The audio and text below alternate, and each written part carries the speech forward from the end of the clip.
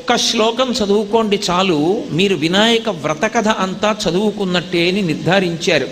అసలు మీరు యథార్థమైన శమంతకోపాఖ్యానం చదివితే మీకు ఒక విషయం అవగతం అవుతుంది. అసలు కృష్ణుడికి తప్పుకోవడానికి మార్గం లేకుండా పోయింది అపనిందల నుండి. ఎంత మార్గం లేకుండా పోయింది అంటే ఆయనని రుక్మిణీదేవి అనుమానించింది, జాంబవతి అనుమానించింది, అవతల వైపు అన్నగారైనటువంటి బలరాముడు అనుమానించాడు, అక్రూరుడు కాశీపట్టణానికి వెళ్ళిపోయాడు. అసలు ఆయనని నమ్మినటువంటి వాడు లోకంలో ఒక్కడు కూడా లేకుండా అయిపోయింది. అంత దయనీయమైనటువంటి స్థితిలోకి విష్ణువు జారిపోయినటువంటి సందర్భం శమంతకోపాఖ్యానం. ఇప్పుడు నేను మీకు ఆ కథంతా చెప్పడానికి సమయం సరిపోవట్లేదు కాబట్టి నేను మీతో మనవి చేయలేకపోతున్నాను. అటువంటి స్థితిలో నారదుడు వచ్చి చెప్పాడు, ఇంత దారుణమైన కష్టంలోకి ఇన్ని అపనిందలు ఎందుకు పడుతున్నావో తెలుసా? భాద్రపద శుక్ల చతుర్థి నాడు నువ్వు క్షీరఘటమునందు విఘ్నేశ్వరుణ్ణి చూసి ఆ చంద్రబింబాన్ని చూశావు. విఘ్నేశ్వరుడిచ్చిన శాపం ఉంది, ఆ కారణం చేత నీకు ఇన్ని అపనిందలు వచ్చాయన్నాడు. అది పోగొట్టుకోవడానికి ఏం చేయమంటారని అడిగాడు. విఘ్నేశ్వరుడి వ్రతకల్పం చేయి, నీకు దోషం పోతుందన్నాడు. అప్పుడు విఘ్నేశ్వర వ్రతం చేశాడు శ్రీకృష్ణ భగవానుడు. ఆయన వ్రతం చేస్తే విఘ్నేశ్వరుడు ప్రత్యక్షమయ్యాడు. ప్రత్యక్షమై మామయ్య నీకు నీలాపనిందలు ఉండవని ఆ అపనిందల నుంచి తప్పుకునేటటువంటి మార్గాన్ని సుగమం చేశాడు. ఆ సుగమం చేయడంలో అక్రూరుడు తిరిగి వచ్చాడు. అక్రూరుడు తిరిగి రావడంతో శ్రీకృష్ణుడి యొక్క కథ సుఖాంతమైంది. నేనే ఇన్ని కష్టాలు పడ్డాను, లోకంలో నువ్వు ఈ శాపం నుంచి ఎవరు తప్పుకుంటారు? చాలామంది ఆ కథ చదివేటప్పుడు పొరపాటున ఒక విషయం చదివేస్తుంటారు, పార్వతీదేవి శాపం ఇచ్చింది అని. అసలు విష్ణు పురాణంలో అలా లేదు. ఆ శాపం ఇచ్చినవాడు విఘ్నేశ్వరుడు.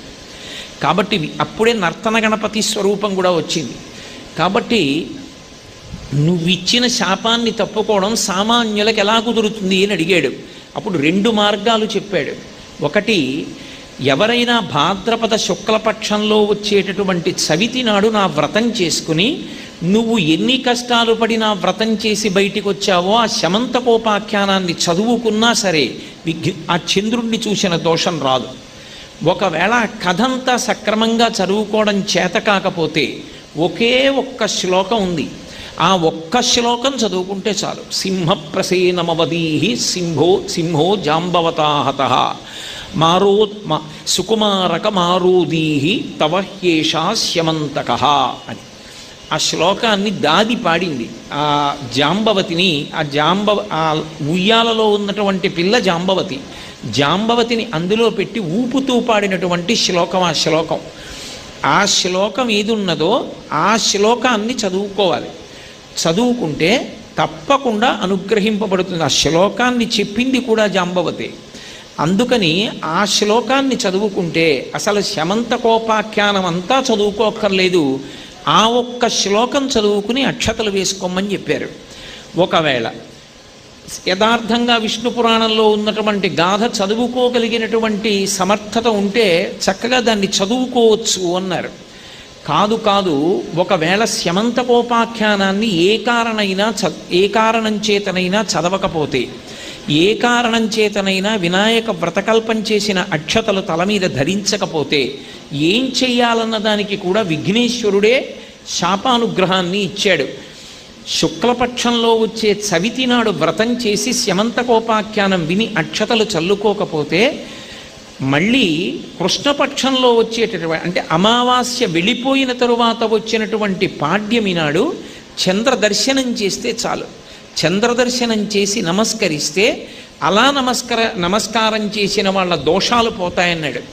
విఘ్నేశ్వరుడు ఎంతటి ఉదార హృదయం కలిగిన వాడంటే విఘ్నేశ్వరుడి పట్ల తీవ్రమైన అపచారం చేశాడు చంద్రుడు.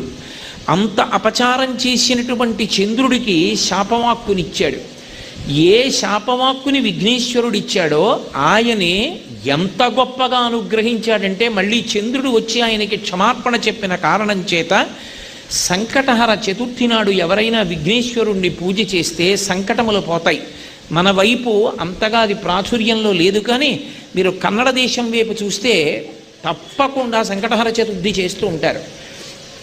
అలా చేసినట్లయితే ఎంత సంకటములలో ఉన్నవాళ్ళు కూడా బయటికి వస్తారు అని. అలా చేసినప్పుడు ఒక నియమం ఉంటుంది, ఒక్క విఘ్నేశ్వరుణ్ణి పూజ చేయకూడదు. విఘ్నేశ్వరుడితో పాటుగా రోహిణీ సహితుడైనటువంటి చంద్రుడికి కూడా సమానంగా పూజ చేయాలి, ఆ నామాలతో పూజ చేయాలి.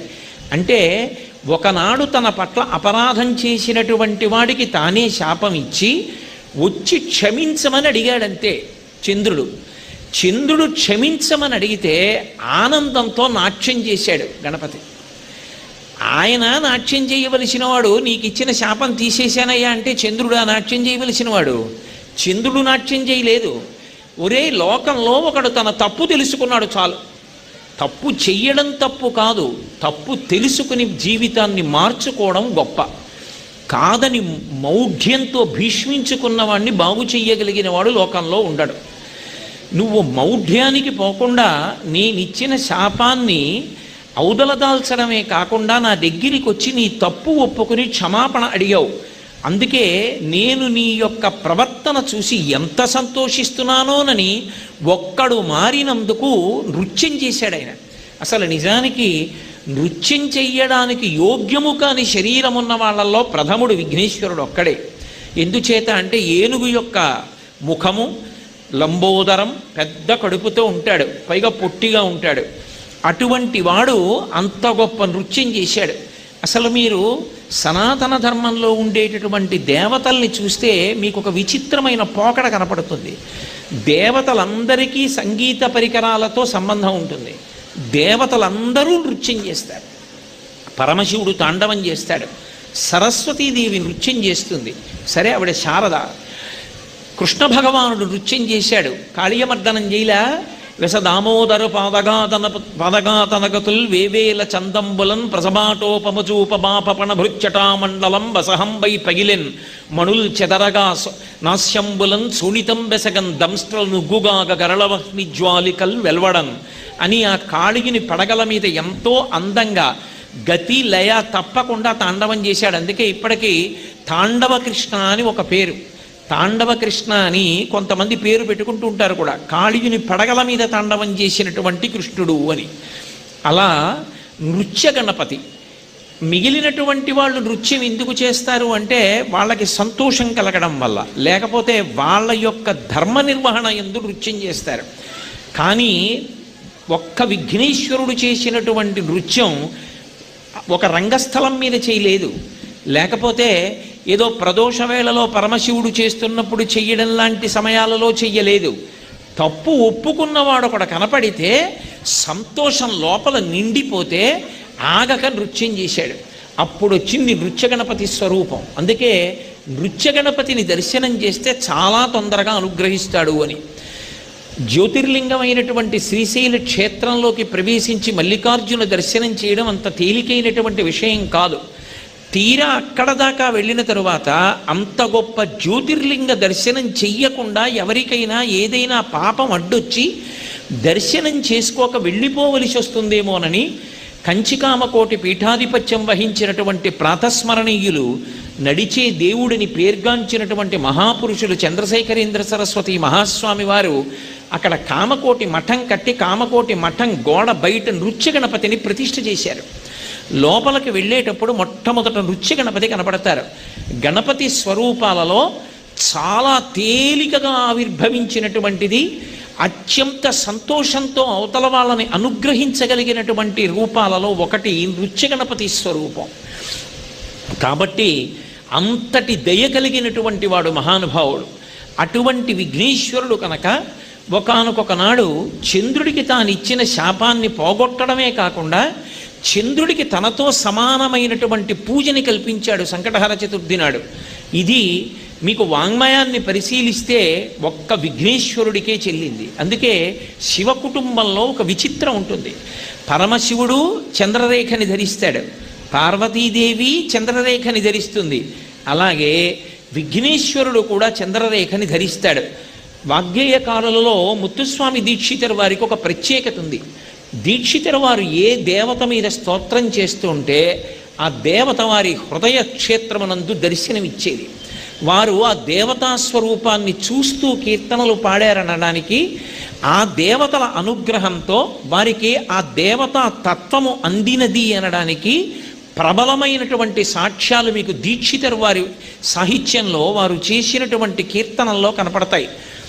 కాబట్టి వారు చేసినటువంటి కీర్తనల్లో కూడా చంద్రరేఖ ధరించినటువంటి విఘ్నేశ్వరుడు ఆయనకి దర్శనమిచ్చాడు అన్నది సుస్పష్టం అవుతుంటుంది మీకు.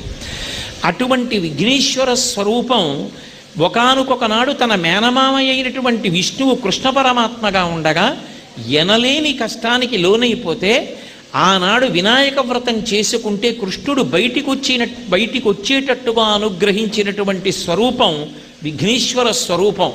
అందుకే అసలు కృష్ణతత్వానికి విఘ్నేశ్వర తత్వానికి మధ్యలో భేదం చూడడం కుదరదు. రెండు అంత అవినాభావ సంబంధంతో ఉంటాయి.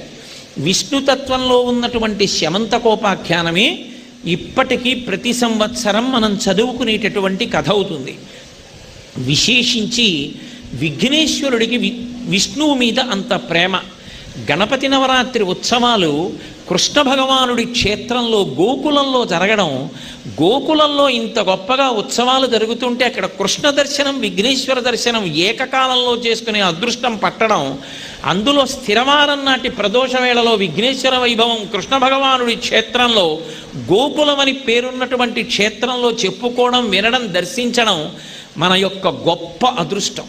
ఇటువంటివి పోగొట్టుకునేటటువంటివి కావు. శైవక్షేత్రాల్లో విఘ్నేశ్వర దర్శనం అన్ని చోట్ల లభిస్తుంది. కానీ కృష్ణక్షేత్రంలో విఘ్నేశ్వరుడు ఉండడం, ఆ దర్శనం చేయడం చాలా గొప్పది. ఎన్నో విష్ణు క్షేత్రాల్లో వైష్ణవ క్షేత్రాల్లో మీకు విఘ్నేశ్వరుడు యొక్క దర్శనం లభిస్తుంది. ఎన్నో విష్ణు క్షేత్రాల్లో వైష్ణవ క్షేత్రాల్లో మీకు విఘ్నేశ్వరుడు యొక్క దర్శనం లభిస్తుంది. కాకినాడలో ప్రత్యేకించి ఈ గోకులంలోనే ఇంత వైభవోపేతంగా గోకులం క్షేత్రంలో విఘ్నేశ్వర వైభవోత్సవాలు జరుగుతుంటాయి, నవరాత్రి ఉత్సవాలు.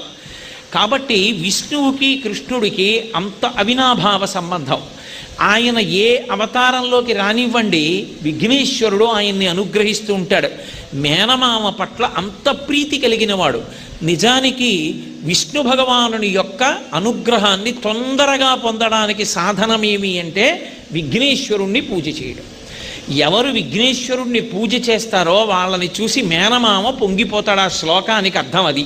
ఇప్పుడు అటువైపు నుంచి ఇటువైపుకి రండి. శ్రీకాంతో మాతులో యస్య, మేనమామ వైభవాన్ని అంత నిలబెట్టినవాడు మేనమామ కాబట్టి సహజముగా మేనల్లుని యందు ప్రీతున్నవాడు విష్ణువు.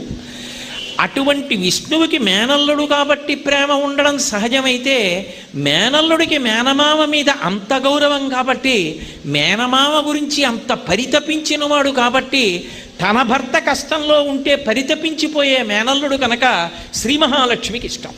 మేనమామకి ఇష్టం ఉండడం గొప్ప కాదు, మేనమామ భార్యకి ప్రేమ ఉండడం గొప్ప. అందుకే లోకంలో ఒక మాట అంటూ ఉంటారు, కొద్దిగా అందులో ఉండేటటువంటి తత్వం అర్థం కావడానికి ఓ మాట అంటూ ఉంటారు. పినతండ్రి భార్య పినతల్లి కాదు, మేనమామ భార్య మేనత్త కాదు అంటుంటారు. అంటే సహజమైనటువంటి ప్రేమ ఆవిష్కరింపబడడం అంత తేలికైన విషయం కాదు. పినతండ్రి భార్యని పిన్ని అని పిలిచినా ఆమెకి పినతల్లికి ఉండవలసినంత ప్రేమ ఉంటుందని చెప్పడం కష్టం. ఎందుకంటే తన తల్లికి తోడుకోడలు. అలాగే మేనమామ భార్య మేనత్త కాదు. వాళ్ళ అమ్మకి ఆయన తోడ పుట్టాడేమో కానీ ఆయనకు వచ్చినటువంటి భార్య ఎందుకు ప్రేమిస్తుంది? మేనల్లుండి. మేనమామ ప్రేమిస్తే ప్రేమించవచ్చు, మేనత్త ప్రేమిస్తుంది. ఎందుకని అంటే ఆయన తండ్రికి చెల్లెలు కనుక మేనల్లుండి ప్రేమిస్తుంది. మేనమామ భార్య మేనత్త కాదు, పినతండ్రి భార్య పినతల్లి కాదు అంటుంటారు. అందుకే మరి అతిగా వ్యవహరించి ఏదో పినతల్లి అన్నారని నిజంగా తల్లి తర్వాత తల్లిలా ఉండిపోతుందన్నంత పేరాశలు పెట్టుకోకు సుమా అని. ఎక్కడైనా మహాతల్లులు ఉంటే ఉండవచ్చుగాక, వాళ్ళ విషయం నేను ప్రస్తావించట్లేదు.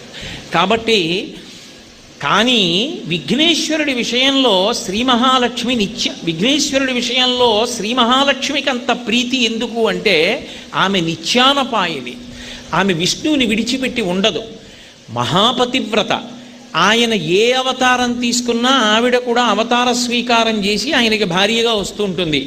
అటువంటి తల్లి నా భర్త ఎప్పుడెప్పుడు కష్టంలో ఉంటే అప్పుడప్పుడు అనుగ్రహించి మేనమామ కష్టానికి కదిలిపోయి రాముడిగా మా ఆయన పట్టాభిషేకం చేసుకున్నాడేమో కానీ కష్టాన్ని తలుచుకుని ఇప్పటికీ తన పాకలోనే ఉన్నవాడు నా మేనల్లుడు అని లక్ష్మీదేవికి ఇష్టంట.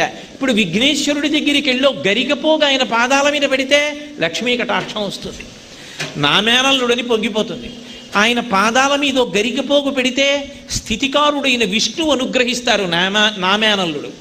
ఎంత ప్రయోజకుడో నా మేనల్లుడు అని ఒకటి ప్రేమ, రెండు తన మీద గౌరవం ఉన్నవాడు. కాబట్టి శ్రీకాంతో మాతులో యస్య, ఇంకోలా చూడండి ఇదే శ్లోకాన్ని, అందులోనే ఒక హెచ్చరిక. ఏదో విఘ్నేశ్వరుడు కదా అని వెళ్ళిపోతావేమో, ఆయన జోలికెడితే ఇంతమంది శత్రుత్వాన్ని కూడా తెచ్చుకుంటాం. ఆ గణపతి మాకెందుకండి అంటావేమో, అలా అన్ననాడు నీకు విష్ణువు యొక్క కృపయే కలగదు అవతల బొమ్మన్నారు. అసలు లక్ష్మి నిన్ను అనుగ్రహించదు అవతల బొమ్మన్నారు. కాబట్టి అసలు లక్ష్మీనారాయణ కటాక్షం కలగాలంటే విఘ్నేశ్వరుడి పూజ చెయ్యాలి. ఏదో చిన్న పిల్లాళ్ళ కూర్చున్నాడు కదా అని వదిలేస్తావేమో, ఆ పెద్దింటి వాళ్ళ అబ్బాయి ఒళ్ళు దగ్గర పెట్టుకోమని గుర్తు. అసలు పెద్దిళ్లల్లో అనుగ్రహం పొందాలి అంటే పెద్దవాళ్ళను తృప్తిపరచడం సాధ్యం కాదు. అంటే నేను మీకు ఒక ఉదాహరణ చెప్తే బాగా అర్థమవుతుంది కాబట్టి చెప్తున్నాను. ఏదో పెద్ద అధికారి ఉన్నాడు అనుకోండి, ఆయన దగ్గరికి వెళ్ళి ఏదో చిన్న ఉపకారం అడగాలయ్యా, నన్ను కాస్త కాకినాడ బదిలీ చేయండి, చాలా ఇబ్బంది పడిపోతున్నాను, ఏవో కుటుంబ పరంగా కష్టాలు ఉన్నాయని చెప్పుకోవాలి. ఎర్రగా మెరిసిపోతున్న 2 దానిమ్మ పళ్ళు చేత్తో పట్టుకుని వెళ్ళాడు. ఎవరో వచ్చి లోపల ఆయన ఇంకా తెగులుతున్నారండి, కూర్చోండి అన్నారు. కూర్చున్నాడు. మనవడు పరిగెత్తుకుంటూ వచ్చి అంకుల్ మీ చేతిలో ఏంటి అంకుల్, నాకు ఇవ్వరా అన్నాడు. వీడి చేతిలో పెట్టేస్తే ఆఫీసర్ గారు బయటకు వచ్చినప్పుడు ఏం పెడతాను అని, నీకు కాదులే బాబు, నీకు కాదులే, లోపలికి వెళ్ళిపో అన్నాడు. వాడు ఏడుస్తూ లోపలికి వెళ్ళి ఆ బట్టలు వేసుకుంటున్న తాతగారి దగ్గరికి వెళ్ళి, తాతగారు బయట ఎవరో అంకుల్ ఉన్నాడు, దానిమ్మ పళ్ళు ఉన్నాయి, ఇమ్మంటే ఇవ్వలేదు అని ఏడిచాడు. వాడిని ఊరుకోపెట్టి తీసుకెళ్ళి, వీడిని ఊరుకోపెట్టవే, వీడికి దానిమ్మ పండు ఉంటే ఇయ్యి అంటే, దానిమ్మ పండు లేదు, అందరూ మీకు ఇచ్చేవాళ్ళే, పిల్లాడని ఓ పండు చేతిలో పెట్టచ్చుగా, మీ ఉపకారం కోసం వచ్చి వీధిలో కూర్చొని పిల్లల్ని ఏడిపిస్తారు అంది భార్య. ఇప్పుడు బయటికి వెళ్ళాడు, ఏం కావాలి నీకు, కాకినాడ ట్రాన్స్ఫర్ అనబోయాడు. నీకు ఇప్పుడు కాదు 10 ఏళ్ల తర్వాత కూడా అవుతాడు పో కదా. ఎందుకని మనవడు ఏడిచాడు. ఆమెనకే వచ్చిన వాడు దానిమ్మ పళ్ళు 2 మనవడి చేతిలో పెట్టాడు. వాడు సంతోషంతో తాతగారండి అంకుల్ 2 పళ్ళు ఇచ్చారు తాతగారండి అన్నాడు. నేను ఏమయ్యా ఇవాళ హైదరాబాద్ వెళ్తున్నాను, అక్కడి నుంచి ఫోన్లో చెప్పేస్తాను, ఆర్డర్ తర్వాత ఇస్తాను, ఇవాళ వెళ్ళి జాయిన్ అయిపోవాలి. ఎందుకని మనవడి ప్రీతి తన ప్రీతి, తనని ప్రీతి పొందించడం కాదు, మనవడిని ప్రీతి పొందించడం ముఖ్యం. కాబట్టి విఘ్నేశ్వరుణ్ణి ప్రీతి పొందిస్తే దేవతలందరూ ప్రీతి పొందుతారు. శ్రీకాంతో మాతులో యస్య, అది హెచ్చరిక. అందుకు ఒకే శ్లోకం 3 రకాలుగా పెడుతుంది వ్యాఖ్యానం. శ్రీకాంతో మాతులో యస్య జననీ సర్వమంగళ. ఎవరైనా తండ్రి పేరు చెప్తారు, ఇక్కడ కూడా తండ్రి పేరు చెప్పలేదు, చెప్పకుండా జననీ సర్వమంగళ అమ్మ పేరు చెప్పారు. ఎందుకని మేనమామ పేరు చెప్పేటప్పటికి మేనమామ వరస ఎటు నుంచి వస్తుంది, అమ్మకి అన్నయ్య, అందుకని అమ్మ గుర్తొచ్చి జనని, ఆమె విఘ్నేశ్వరుడికే కాదు జనని, సర్వలోకములకు జనని. కాబట్టి జనని సర్వమంగళ, ఆవిడ సర్వమంగళాస్వరూపిణి, అంటే ఆవిడ ఎప్పుడు శుభ పరంపరలు ఇస్తూ ఉంటుంది. అంత గొప్ప తల్లి, సర్వమంగళాస్వరూపం ఎంత గొప్పది అంటే, ఈ లోకంలో ఎవరికైనా సరే సంతోషం అనేటటువంటిది ఒక కుటుంబంలో మిగలడం అన్నది దేని మీద ఆధారపడుతుంది అంటే, ఇంటి యజమాని యొక్క జీవితం మీద ఆధారపడుతుంది. ఆ ఇంటి యజమాని జీవించి ఉన్నాడనుకోండి, ఆడదానికి మహాతృప్తి. ఇంట్లో పిల్లలకి మా నాన్నగారు ఉన్నారని ధైర్యం, తండ్రి కలిగిన పెన్ని దానమేలా అని. తండ్రి ఉంటే ఐశ్వర్యం అక్కర్లేదయా అన్నారు. ఎందుకని కష్టం అంతా తాను పడి కొడుకు సుఖపడేటట్టు చూస్తాడు తండ్రి. అటువంటి తండ్రి లేడనుకోండి, బిడ్డడికి లోటు ఉన్నట్టే. ఎంత వైభవం ఉన్నా భర్త లేడనుకోండి, ఖచ్చితంగా లోటు ఉన్నట్టే. తనకి ఏమీ లేకపోయినా శాంతి దేనివల్ల కలుగుతుంది అంటే, ఆమెకి ఏమీ చేత కాకపోవచ్చు, ఆయన ఇల్లాలు, ఆయన లోకమంతటి చేత గౌరవింపబడతాడు. ఆయనకు ఒక్కడికే పెడతారా దండం, ఆవిడికి పెట్టేస్తారంతే. ఇప్పుడు ఇంత పూజనీయత ఎక్కడి నుంచి వచ్చింది? ఆయన ఇల్లాలవడం వల్ల వచ్చింది. ఆయనే అన్నిటికీ కారణమై ఉన్నాడు. ఆయన ఉండడం అన్నది దేని మీద ఆధారపడుతుంది అంటే, సర్వమంగళానుగ్రహంగా జీవించి ఉంటాడు. అందుకే మంగళసూత్రానికి పూజ చేసేటప్పుడు కొబ్బరి బొండం మీద ఉంచి సర్వమంగళాస్వరూపాన్ని ఆవాహన చేస్తారు. మంగళసూత్రంలోకి ఆవాహన చేసి పూజ చేసి, నేను బతికున్నాను అని ఇది గుర్తు అని ఎవ్వరితో అనడం. కానీ పీటల మీద ఉన్న పెళ్లి కూతురి దగ్గరికి వెళ్ళి మంగళసూత్రం ఈ మెడ దగ్గర వెనక 3 ముళ్ళు వేస్తూ, మాంగళ్యం తంతునానేన మమ జీవనహేతునా కంటే బద్నామి సుభగే త్వం జీవ శరదాంశతం, నేనున్నాను అని గుర్తు ఏమిటో తెలుసా, నీ మెడలో కట్టిన మంగళసూత్రం అంటాడు. ఆ మంగళసూత్రాన్ని ఇంకా శరీరంలో ఎక్కడా కట్టరు. ఎప్పుడు ఇక్కడే కట్టాలా అండి 3 ముళ్ళు, ఇంకెక్కడా శరీరానికి కట్టకూడదా రక్షాబంధనం కట్టినట్టు అంటే అలా కట్టకూడదు, ఎప్పుడూ ఇక్కడే కడతారు. ఎందుకని అంటే పార్వతీ పరమేశ్వరుల యొక్క పాద ద్వంద్వం ఉంటుంది అక్కడ. వాటికి ఆ 3 ముళ్ళు తగులుతూ ఉన్నంతసేపు 5వ తనానికి రక్ష. అందుకే ఇక్కడ ఉన్నటువంటి సభలో ఉన్నటువంటి ఏ సువాసిని ఎంత పూజ చేసి ఆ సర్వమంగళా స్వరూపాన్ని తన మంగళసూత్రంలో అంత గొప్పగా నిలబెట్టుకుందో, ఆ సర్వమంగళా స్వరూపం నా కూతురు మంగళసూత్రంలోకి కూడా రావాలని తండ్రి మంగళసూత్రం ఒక్కదాన్ని మాత్రం సువాసినులందరి కంఠంలోనూ పెట్టి తీసుకెడతారు. ఒక్కొక్క సభలో మంగళసూత్రం కట్టించేటప్పుడు సభలో పరమ భక్తులైనటువంటి వారుంటే వారి చెయ్యి కూడా వేయిస్తారు ఒకసారి తీసుకొచ్చి. దాని మీద ఒక తాటాకు కూడా స్పృశింపచేసి కడతారు. ఒక్కొక్క చోట తాటికి ఓ చిన్న తాటాకు ముక్క కూడా కడతారు. ఎందుకంటే తాళి తాటాకు అమ్మవారి యొక్క సౌభాగ్య వస్తువుల్లో ఒకటి. తాటాకు యొక్క స్పర్శ ఉంటే ఆ మంగళసూత్రం 10 కాలాలు మెడలో ఉంటుంది అని. అటువంటి జగజ్జనని ఆమె సర్వమంగళ. ఆమె అనుగ్రహం ఉన్నదా ఎంత గండంలో ఉన్న భర్త పైకొచ్చేస్తాడు. అందుకే ఆడది ప్రత్యేకంగా శౌచంతో ఏ పూజ చెయ్యక్కర్లా, నిద్రమంచం నుంచి లేచి కూర్చుని మంగళసూత్రం కళ్ళకద్దుకుంటారు. మా ఇంటి ఆనందం అంతా అదిగో ఆ పక్కన పడుకున్న ఆయన మీద ఉంది. ఆయన ఎప్పటికీ నేను నిద్ర లేచేటప్పటికీ ఇలాగే కనపడుతూ ఉండాలి అంటే దాంట్లో ఇంకో అర్థం, ఒకనాడు ఆయనకి నేను కనపడకుండా పోవాలి అంటే ఇద్దరం 3 తరాలు చూసిన తర్వాత ఆయన చేతుల మీదుగా నేను వెళ్ళిపోవాలి, ఇంకా రెండో మాట రాకూడదు. ఇది ఈ జాతి యొక్క ఆడదాని గొప్పతనం. ఏడాది క్రితం పెళ్లి చేసుకుని ఏడాది తిరిగే లోపల విడాకులిచ్చినటువంటి అర్థం లేని దౌర్భాగ్య సంస్కృతి ఈ దేశాన్ని కాదు.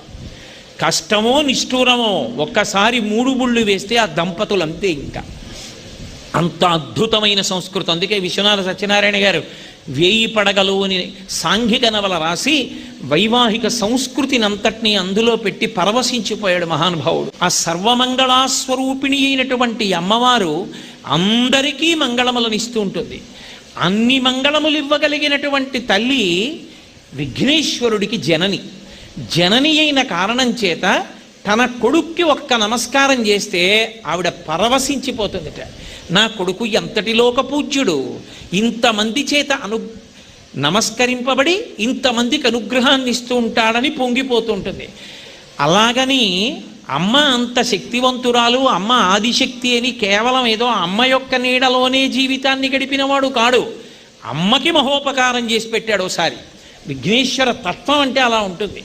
మీరు బ్రహ్మాండ పురాణంలో లలితోపాఖ్యానం అంతర్భాగం, లలితా సహస్రనామ స్తోత్రం అందులోంచి వచ్చింది ఆ బ్రహ్మాండ పురాణంలోంచి. అందులో లలితాదేవి భండాసుర వధ కొరకు బయలుదేరినప్పుడు తనతో స్త్రీ స్వరూపం కలిగినటువంటి దేవతలందరినీ కూడా తీసుకెళ్ళింది. అబ్బో కొన్ని కోట్ల సైన్యం. ఆ సైన్యం జోలికి శత్రువైనటువంటి భండాసురుడు రాకుండా చూడడం కోసమని ఆమె అగ్నితోటి కోటని నిర్మాణం చేసింది. అగ్ని జ్వాలలతో గోడలు నిర్మాణం చేసి దాని మధ్యలో తన సైన్యాన్ని ఉంచింది. ఎందుచేత అంటే ఇవ్వాలంటే అవతల వాళ్ళ యొక్క శరీరాలని ఆస్తులను ధ్వంసం చెయ్యగలిగినటువంటి ఆయుధాలు వచ్చాయి. మంత్రములతో ఉపాసన చేసి ప్రయోగించినటువంటి అస్త్రములకు ఒక శక్తి ఉంటుంది. అది కేవలం మనుష్యులను ధ్వంసం చేయడమే కాదు, మనుష్యుల యొక్క మనసుల్ని కూడా మార్చేస్తుంది. సమ్మోహనాస్త్రం అని ఒక అస్త్రం మహాభారతంలో మీకు ఎక్కువగా కనపడుతుంది. ఆ అస్త్రాన్ని ప్రయోగిస్తే అందరూ కూడా యుద్ధానికి వచ్చామన్న విషయం కూడా మర్చిపోయి సంతోషంగా ఆనందాన్ని పొందేసి ఆ అస్త్రంలోంచి వచ్చినటువంటి ఒక రూపాన్ని చూస్తూ పరవశించిపోయి కింద పడిపోతారు. అలాగే జృంభణాస్త్రం అని ఒక అస్త్రం. ఆ అస్త్రం వేస్తే యుద్ధభూమిలో ఉన్నవాడు ఎవరికి అలసట గుర్తురాదు. బ్రతకడమో వీరస్వర్గమో అన్నప్పుడే యుద్ధానికి వెడతారు. అక్కడ ఆవలించడానికి అవకాశం ఏమి ఉండదు. ఎంత చిత్రం అంటే జృంభణాస్త్రాన్ని ప్రయోగం చేస్తే ఆ సైన్యానికి అంతటికీ కూడా ఆవలింతలు వచ్చేసి విపరీతమైన నిద్ర, విపరీతమైన బడలిక వచ్చి ఎప్పటి నుంచో వెతుకుతున్న శత్రువు పక్కన దొరికితే తర్వాత చంపుకుందాంలే ముందు పడుకుందామని ఆవలించి ఇద్దరు పడుకుంటారు. మొత్తం సైన్యం పడుకుంటుంది. మనసు మీద ప్రభావం చూపించగలిగినటువంటి అస్త్రాలు, యుద్ధం ఎంతోసేపు జరిగినా సరే ఆకలి దాహం వెయ్యకుండా చెయ్యగలిగినటువంటి అస్త్రాలు, మంత్రగ్రామాలుగా ఉండేవి అని రామాయణంలో చెప్తారు. మంత్రగ్రామం గృహాణత్వం బలాం అతిబలాం స్తథా అంటారు బాలకాండలో మహర్షి. బల అతిబల అనబడేటటువంటి మంత్రగ్రామములంటే మంత్ర సమూహాల్ని విశ్వామిత్ర మహర్షి రామలక్ష్మణులకు ఉపదేశం చేశారు అని. రాముడికి ఉపదేశం చేస్తే లక్ష్మణుడికి రాముడు చేశాడు అని. ఆయన దగ్గర ఉండవలసిన వాళ్ళు ఆయనకున్నారు, విశుక్రుడు మొదలైనటువంటి వాళ్ళు. వాడు ఒక విచిత్రమైన ఆలోచన చేశాడు. ఒక మహాగణేశ యంత్రం ఒకటి తయారు చేసి ఆ యంత్రాన్ని తీసుకొచ్చి అమ్మవారు తన సైన్యాన్నంతటినీ ఏ అగ్ని ప్రాకారం మధ్యలో ఉంచిందో అక్కడే పైకి కనపడకుండా భూమిలో పెట్టి వెళ్ళిపోయాడు. వెళ్ళిపోతే ఇప్పుడు ఆ యంత్రం యొక్క ప్రభావం, ఆ ప్రకంపనలు పైకి రావడం మొదలుపెట్టాయి. యంత్రానికి ఒక శక్తి ఉంటుంది, యంత్రంలోంచి తరంగములు పైకి వస్తూ ఉంటాయి. అందుకే దేవాలయానికి ప్రదక్షిణం ఎందుకు చేయమంటారంటే, దేవాలయాలకి ఎక్కువగా ప్రదక్షిణం చెయ్యడం అలవాటైతే ఆ మూర్తి కింద ఉండేటటువంటి యంత్రంలోంచి పైకొచ్చేటటువంటి ఆ ప్రభావం, ఆ తరంగాలు ఏముంటాయో ఆ తరంగాలలోకి తాను అనుసంధానం అవుతాడు. అప్పుడు దైవీ శక్తి శరీరంలోకి ప్రవేశించేటటువంటి అవకాశం ఉంటుంది. మీరు పతంజలి ఆ శంకరాచార్యుల వారి జీవిత చరిత్ర చదివితే మీకు ఒక విషయం అర్థమవుతుంది. గౌడపాదాచార్యుల వారు ఒకానొకప్పుడు బ్రహ్మచారిగా ఉండగా వచ్చి ఒక ఇంట్లో అన్నం తినకుండా పడుకుని నిద్రపోతే మంచి అలసటతోటి ఆయన శరీరాన్ని కాపాడడానికి ఆ ఇంటి యజమాని యొక్క కూతురు పెరుగన్నాన్ని పిండి తీసుకొచ్చి ఒంటి మీద రుద్దింది. శరీరం సారాన్ని పీల్చుకుని ఆయన బ్రతికాడు. సరే, ఆ తర్వాత ఏదో పెద్ద వివాహం చేసుకోవలసింది, 3 వివాహం చేసుకున్నాడు. అదంతా చాలా పెద్ద కథ అనుకోండి. శంకర భగవత్పాదుల జీవిత చరిత్రలో మీకు అనేక పర్యాయాలు నేను చెప్పడం జరిగింది. కాబట్టి శరీరం పీల్చుకుంటుంది, యంత్రంలోంచి వచ్చేటటువంటి తరంగములను శరీరం పొంది సుసంపన్నమవుతుంది, దేవతానుగ్రహాన్ని పొందుతుంది.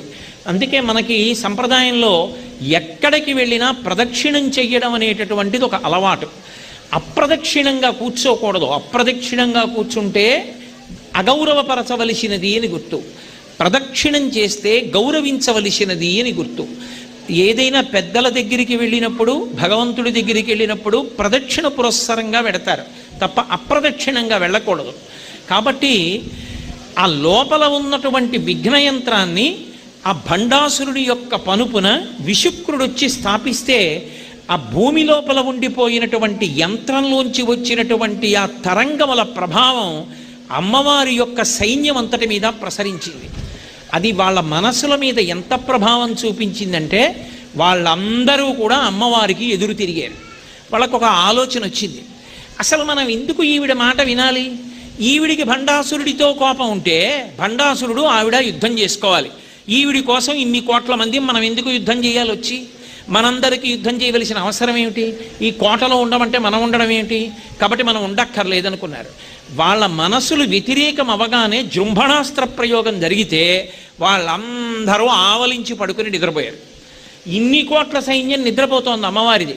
ఇప్పటికీ కాంచీపురంలో మీరు చూడొచ్చు, కాంచీపురంలో ప్రదక్షిణంగా వెడుతుంటే అయ్య బాబోయ్, భండాసుర యుద్ధంలో జరిగినటువంటి విచిత్రాలలో పడుకున్న విష్ణువు, నిలబడిన విష్ణువు, కూర్చున్న విష్ణువు, ఆ శివగణాలతో కూడా ఒకప్పుడు యుద్ధం చేయవలసి వచ్చింది మాయలు ప్రయోగిస్తే. ఆ దోషం చేసినందుకు మళ్ళీ పాపం పోగొట్టుకోవడానికి విష్ణువు అక్కడ ఉన్నటువంటి సరోవరంలో స్నానం చేశారు. మీరు కామాక్షి దేవాలయానికి ప్రదక్షిణంగా వెడితే ఇప్పటికీ 3 అంతస్తుల్లో కనపడుతుంది పడుకున్న విష్ణువు, నిలబడిన విష్ణువు, కూర్చున్న విష్ణువు. కాబట్టి అక్కడే జరిగింది భండాసుర వధ అంటారు. అందుకే కామాక్షి దేవస్థానంలో ఎక్కడా కూడా సాష్టాంగ నమస్కారం చేయకూడదు, నేల మీద పడి. ఒక్క ధ్వజస్తంభం దగ్గరికి వచ్చి మాత్రం నేల మీద పడి నమస్కారం చేస్తారు. ఎందుకంటే భండాసురుడి శరీరాన్ని అక్కడే పెట్టి ధ్వజస్తంభం పెట్టారు అంటారు. కాబట్టి భండాసురుని పనుపున ప్రయోగింపబడినటువంటి జృంభణాస్త్రము వలన లలితాదేవి యొక్క సైన్యమంతా ఆవలించి అలసట పొంది నిద్రపోయారు. నిద్రపోతే అమ్మవారు చూసింది. అమ్మవారి శక్తే ఎవరిలోకైనా ప్రవేశిస్తే అమ్మవారి అనుగ్రహంతో వాళ్ళు ఆ పని చేయగలుగుతారు. ఆవిడ దాన్ని విరిచేయలేక కాదు, విఘ్నేశ్వరుడి గొప్పతనం ఏమిటో ఆవిడ లోకానికి అనుకుని ఒక్కసారి మహాకామేశ్వరుని వంక చూసింది. పక్కనే ఉన్నాడు భర్త. కామేశ్వర ముఖాలోక కల్పిత శ్రీ గణేశ్వర. ఆయన వంక చూసి ఒక చిన్న చిరునవ్వు నవ్వింది. ఆయన వంక చూసి ఆమె చిరునవ్వు నవ్వితే ఆయన ఆమె వంక చూసి ఓ చిన్న చిరునవ్వు నవ్వాడు. ఇద్దరి చిరునవ్వులు కలుసుకున్నాయి.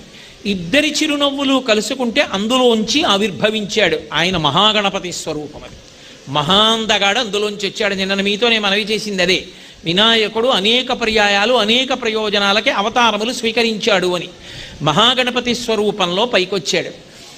వచ్చినవాడు చూసావా అమ్మా, నీకు కూడా ఇబ్బంది వస్తే నేనే రావాలనలేదు. గభాలన అమ్మ పాదాల మీద పడి నమస్కారం చేసి లేచి నిలబడ్డాడమ్మా. కింకరుణ్ణి ఏమాజ్ఞాపిస్తావు ఆజ్ఞాపించమ్మా అన్నాడు. నాయన ఏమీ లేదురా, లోపల ఆ భండాసురుడి సైన్యం తీసుకొచ్చి అదిగో మహాగణేశ యంత్రాన్ని పెట్టారు. ఆ యంత్రం యొక్క తరంగముల వలన నా సైన్యం అంతా నిద్రపోతోంది, వెళ్ళి ఆ యంత్రాన్ని పాడు చెయ్యింది అమ్మవారు.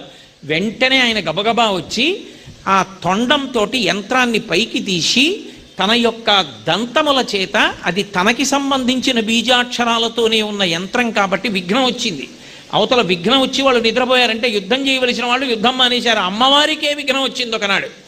వస్తే తన దంతముల చేత ఆ యంత్రాన్ని పొడిచి ముక్కలు చేశాడు. మహాగణేశ నిర్భిన్న విఘ్న యంత్ర ప్రహర్షిత. ఆ యంత్రం ఎప్పుడైతే బదలైపోయిందో, ముక్కలైపోయిందో, వెంటనే సైన్యం అంతా ఒక్క ఉదుటున పైకి లేచారు. అరే రే రే రే, ఎంత పొరపాటు ఆలోచన వచ్చిందిరా మనకి, ఇదేమి దుర్మార్గపుట ఆలోచన. అమ్మవారికి వ్యతిరేకంగా ఆలోచించడం ఏమిటి, ఈ ఆవలించడం ఏమిటి, ఈ నిద్రపోవడం ఏమిటి, అసలు అర్థం ఉందా మనం చేసిన పనికి? ఇంకెప్పుడు ఇలా చేయకూడదని వాళ్ళు మళ్ళీ యుద్ధానికి బయలుదేరారు. ఇప్పుడు ఆవిడ, అమ్మా విఘ్నయంత్రాన్ని పాడు చేసేశానమ్మా, నీ సైన్యం అంతా లేచి నిలబడిందన్నాడు. అలా అనేటప్పటికీ మహాగణేశ నిర్భిన్న విఘ్నయంత్ర ప్రహర్షిత. అమ్మవారు ఎంతో సంతోషాన్ని పొందింది కొడుకుని చూసి. అబ్బా నా కొడుకని.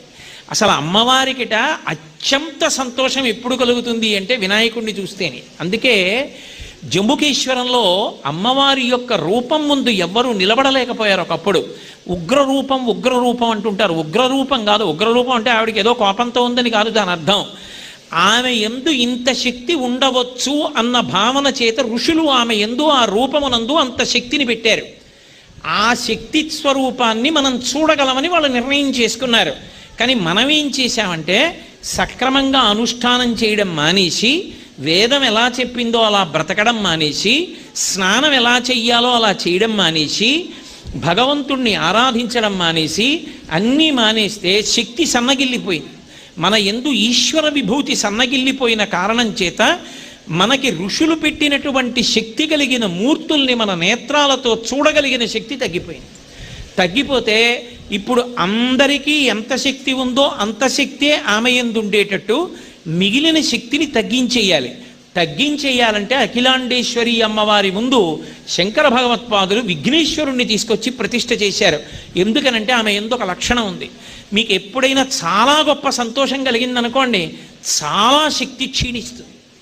అసలు యోగశాస్త్రంలో ఒక రహస్యం, ఎక్కువ దుఃఖం కలిగితే పోయేటటువంటి శక్తి కన్నా ఎక్కువ సంతోషాన్ని పొందినప్పుడు ఎక్కువ శక్తి పోతుంది. కాబట్టి అమ్మవారికి విఘ్నేశ్వరుణ్ణి చూస్తే మహాసంతోషం కలుగుతుంది. అగజానన పద్మార్కం గజానన మహర్నిశం అనేకదం తం భక్తానాం ఏకదంతం ఉపాస్మహే. అగము అంటే కొండ యొక్క కూతురు కాబట్టి అగజ పార్వతీదేవి. ఆనన అంటే ముఖం, పద్మ ఆమె యొక్క ముఖమనబడేటటువంటి పద్మానికి సూర్యుడు లాంటి వాడు వినాయకుడు కనపడేటప్పటికి ఆవిడ పొంగిపోతుందట. అబ్బా నా కొడుకు ఎంత ప్రయోజకుడో అంటుందిట. ఏమిటి ఆయన ప్రయోజకత్వం? విఘ్నేశ్వర వైభవాన్ని, రాక్షస సంహారాన్ని, భక్తులను అనుగ్రహించడాన్ని పక్కన పెట్టండి. అసలు విఘ్నేశ్వరుడు అంటే అమ్మవారికి అంత ఇష్టం ఎందుకో తెలుసా? ఆయన హేరంబుడు కనుక. హేరంబుడు అన్న మాటకు అర్థం ఏంటంటే తండ్రిని విడిచిపెట్టకుండా ఎప్పుడూ తండ్రి పక్కన ఉంటాడు. ఒక ఆడది కొడుకుని కన్నప్పుడు ఆ కొడుకుని ఏమని పిలుస్తారంటే నందనం అని పిలుస్తారు. అందుకే యశోదానందనం, కైకేయీ నందనం, కౌసల్యానందనం, నందనందనం. నందనం అంటే ఆనందకారకుడు.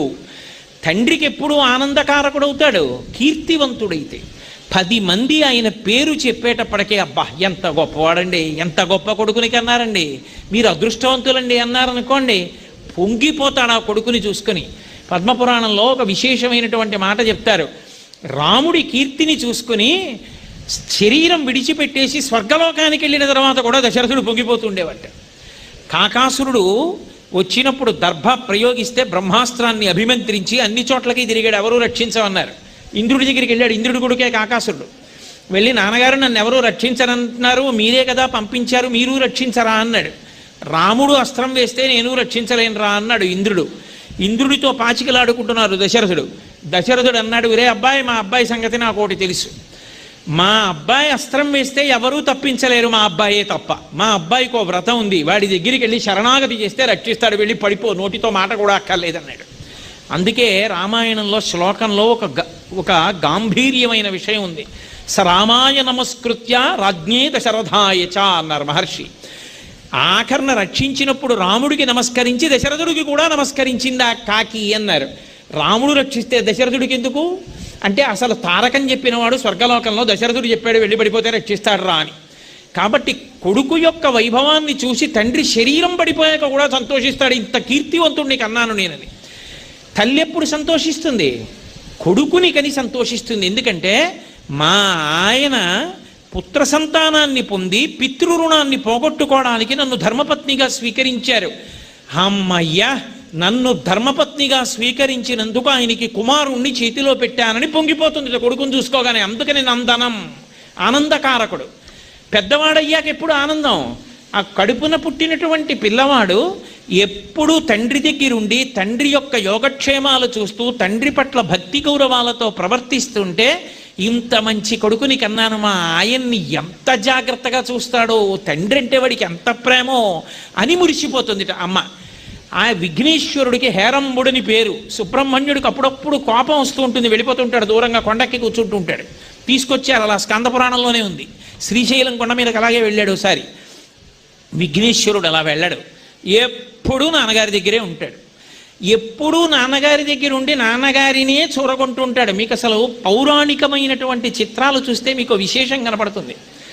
అసలు పరమేశ్వరుడి యొక్క తొడ మీద ఎవరు కూర్చుంటారంటే సుబ్రహ్మణ్యుడు కూర్చుంటూ ఉంటాడు, అమ్మవారి తొడ మీద విఘ్నేశ్వరుడు కూర్చుంటూ ఉంటాడు.